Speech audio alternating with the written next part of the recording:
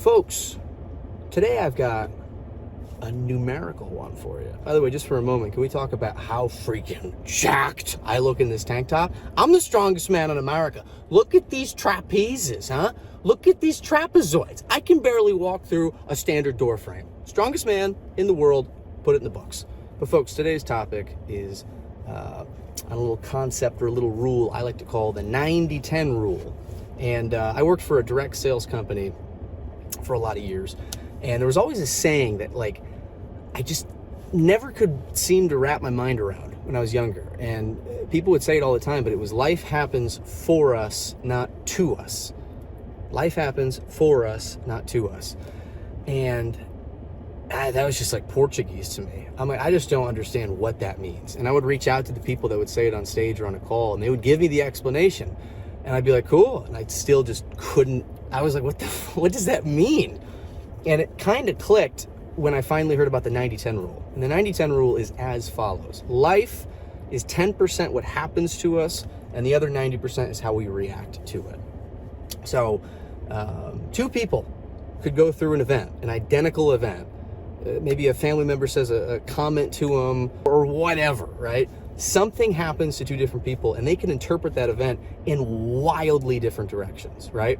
I know, I've had conversations with people where I know what my intent was. I know what I meant to say when I said it, and it was sent with that intent, but they interpreted it so differently, and they just went off in so life is 10% what happens to you, and 90% is how you react to it. So my challenge to you today is this. Whether something happened to you, and it could be objectively bad, by the way. Someone did something to you cruel, terrible. Something really not great happened to you. We've all been there, right? Change the meaning attached to that event. I've recently had a couple major breakthroughs on some shit that I've been holding close to my chest that no one in my life knows about. And I've just been looking at it. I'm like, there's just nothing good that can come from this. And it's been like a backpack of rocks that I've been carrying around in my back for a couple years now. And, objectively, what happened was terrible. Really, not great. Very, very bad.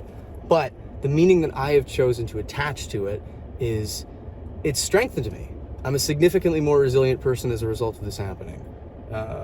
I've got grit and resilience, baby. But like that, I'm joking around, but that's true. So, and I look at it now in a positive lens, and the negative emotions that I used to associate with it are no longer.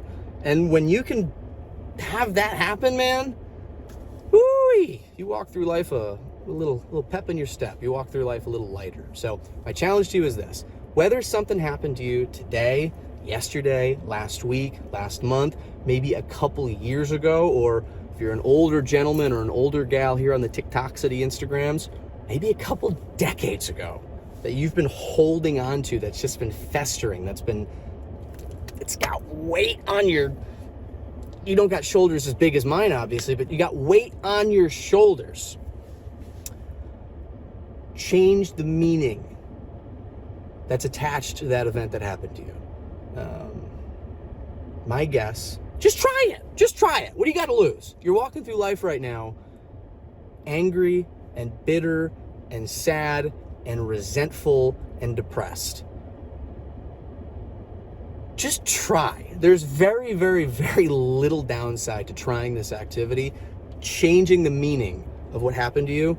Give it a try, or don't. But make sure you like and subscribe, follow, unlike, subscribe, resubscribe, YouTube's and Instagram, you got to subscribe. Let's go!